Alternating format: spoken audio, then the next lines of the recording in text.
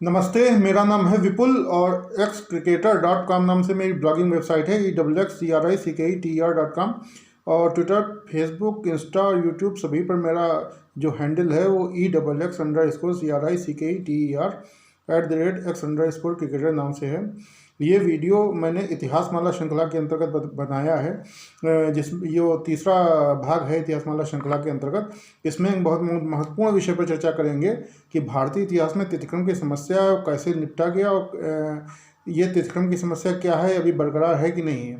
तो इस संबंध में हम जो आपको बताएंगे वो 3-4 जो प्रख्यात इतिहासकारों की किताबों पर आधारित है। उनके नाम हैं, एक तो पार्जीटर महोदय हैं जिनकी किताब है एंशियंट इंडियन हिस्ट्री ट्रेडिशन, और उसके बाद में मैक्स मूलर की किताब है history of ancient Sanskrit literature, Narayan Shastri की एज ऑफ शंकरा, राय चौधरी की political history of ancient India, और आपके ये काशी प्रसाद जायसवाल की है मत अंधकारयुगीन भारत इन हिंदू पॉलिटी, और मनु एंड याज्ञवल्क्य। तो इन आधार पे हम बात करेंगे।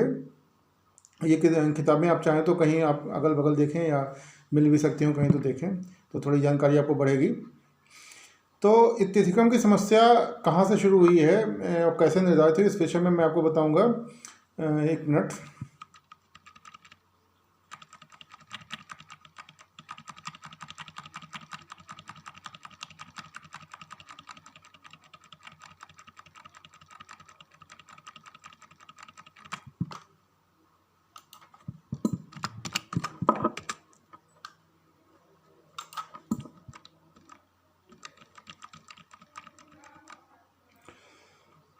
देखिए, 28 जनवरी 1793 को सर विलियम जोन्स ने बंगाल की रॉयल एशियाटिक सोसाइटी के सम्मुख अपना आविष्कार प्रस्तुत किया था कि ग्रीक राजदूत जो मेगास्थनीज था, जिसके विवरण हैं उपलब्ध ग्रीक भाषा में, उसने अपनी संस्मरणों में एक पालीब्रोथा का उल्लेख किया है।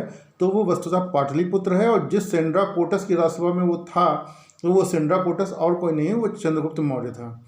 तो इस परिकल्पना को बिलफोर्ड और मैक्स मुलर वगैरह सबने स्वीकार कर लिया और अनेक प्रमाणों से इसकी पुष्टि भी की। और मैक्स मुलर ने इस कल्पना मतलब इस जो आविष्कार को भारतीय तिथिक्रम की आधारशिला माना, और उसने ये भी कहा कि केवल यही एक साधन है जिससे भारतीय इतिहास को पाश्चात्य इतिहास के साथ जोड़ा जा सकता है, क्योंकि प्राचीन भारतीय और बौद्ध साहित्य में कहीं भी सिकंदर के आगमन का जिक्र है ही नहीं। और जो सिकंदर के जो लेखकों ने, इतिहासकारों ने जो साथ आए थे, उसने जो वर्णन दिया है उसमें उसके आधार पर भारत के जो तत्कालीन राजवंश थे उनको मिलाया ही नहीं जा सकता। तो सीमाबद्ध कैसे किया जाए, तो उन्होंने ये बताया कि यही पालीब्रोथा जो मेगास्थनी ने किया है, ये पाटलिपुत्र है, और सेंड्राकोटस ही चंद्रगुप्त है। और सेंड्राकोटस और चंद्रगुप्त लगभग एक ही इसका ध्वनिसाम्य हो रहा है। और उन्होंने ये भी कहा कि Justin, Arrian, Diodorus, Siculus, Strabo, Quintus, Curtius और प्लूटार्क आदि प्राचीन लेखों से में ज्ञात होता है कि सिकंदर के समय गंगा के पार्वतीय प्रदेशों पर एक शक्तिशाली राजा राज करता था। इसका नाम एक्समैंड्रेमस था। सिकंदर के आक्रमण के बाद शीघ्र ही सेंड्राकोटस या सेंड्राकोप्टस ने एक नए साम्राज्य की स्थापना की। और इसके बाद में मैक्स मुलर ने ग्रीक लेखकों को वर्णनों से पुराणों से चंद्रगुप्त की समानता स्थापित की है। प्रोफेसर विल्सन और प्रोफेसर लेसन ने भी यह इस मत की पुष्टि की है।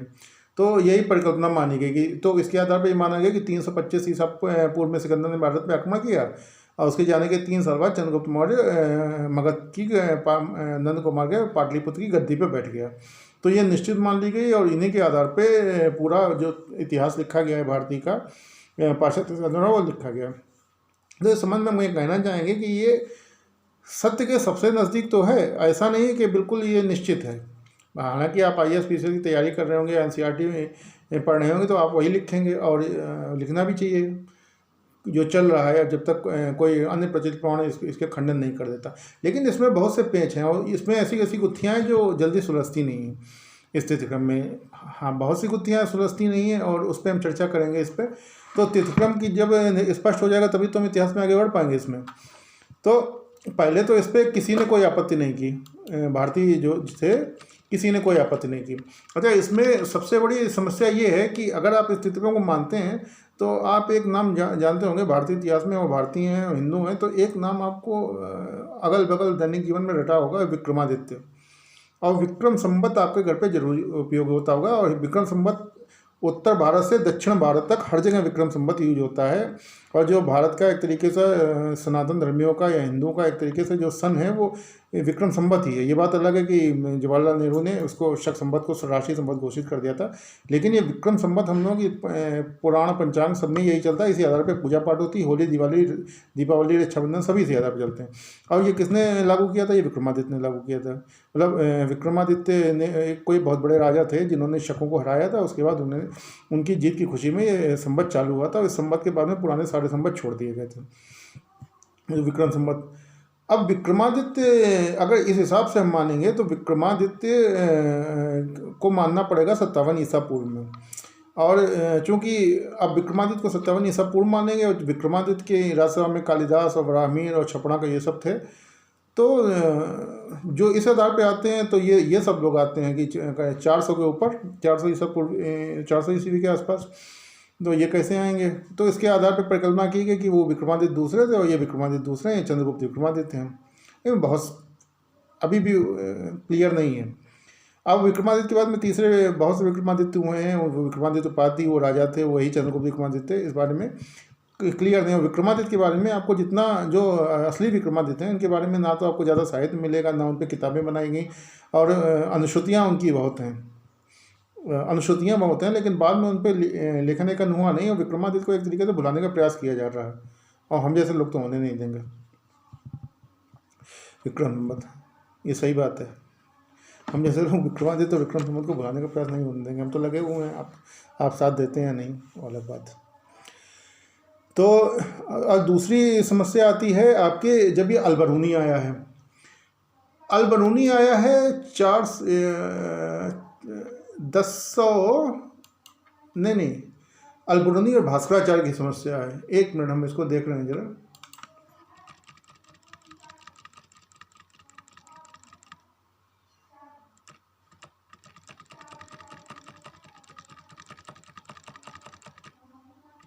हाँ, सब पाश्चात्य विद्वान ये मानते हैं कि अलबरूनी जो है वो आया है भारत में 1150 ईस्वी पश्चात में। नहीं, भास्कराचार्य का समय 1150 ईस्वी पश्चात, और अलबरूनी आया है 1030 में। और अलबरूनी ने भास्कराचार्य की उल्लेख किया है। तो अलबरूनी पाश्चात्य इतिहासकारों के अनुसार जो भास्कराचार्य का नियत थे उससे 80 वर्ष पूर्व आया था। उसने भास्कराचार्य का उल्लेख कैसे कर दिया? तो प्रोफेसर बीवर जो थे, बहुत बड़े साहित्य इतिहासकार थे, उन्होंने कहा कि मैं स्वीकार करता हूँ कि इस पहेली को सुलझाने में असमर्थ हूँ, और इसलिए उन्होंने 2 पृथक भास्कराचार्यों की सत्ता की कल्पना कर ली कि भास्कराचार्य 2 थे, एक नहीं थे। ये भी एक नई बात हो गई कि भास्कराचार्य 2 हो गए। ये बड़ी समस्या। तो इस आधार पे बनता नहीं है कुछ। तीसरा, एक कलयुग राज्य वृत्तांत नाम की एक किताब है, कलयुग राज्य वृत्तांत। तो इसमें आंध्र वंश का वर्णन है। और एक नारायण शास्त्री इतिहासकार थे, उन्होंने ये कहा कि जो सेंड्रा कोटस इन्होंने बताया है सर विलियम जोन्स ने कि सेंड्रा कोटस चंद्रगुप्त मौर्य था, तो उनका नहीं है। सेंड्रा कोटस चंद्रगुप्त मौर्य नहीं था, ये समुद्रगुप्त था। और ये समुद्रगुप्त जो है, ये कलयुग राज्य वृत्तांत,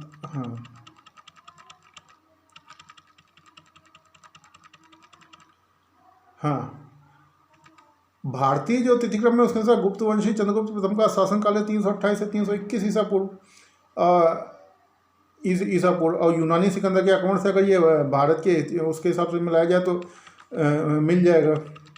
इनकी ये परिकल्पना है कि इन्होंने क्या क्या दोष बताए नारायण शास्त्री ने। मैं 2 मिनट और लूँगा, उसके बाद में जो है इसको वीडियो को यहीं ख़त्म कर देंगे, फिर 2 मिनट बढ़ाएंगे। कि चंद्रगुप्त मौर्य की जो 322 ईसा पूर्व मानी गई है, ये सब ऐतिहासिक जो भारतीय परिवर्तन है उसके प्रतिकूल है। और इनके अनुसार मौर्य चंद्रगुप्त की तिथि जो है 1535 ईसा पूर्व है।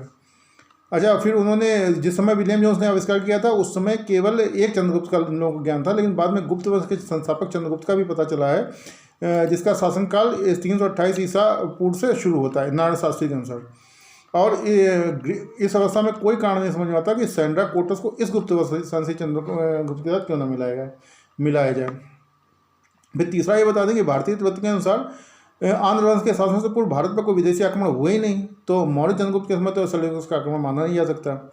इसके बाद में नारायण शास्त्री का कहना है कि जो है भारतीय तत्व के अनुसार आंध्र वंश के अंतिम राजा चंद्रशील को हटाकर गुप्त वंश के संस्थापक चंद्रगुप्त ने स्वयं राज स्थापित किया था।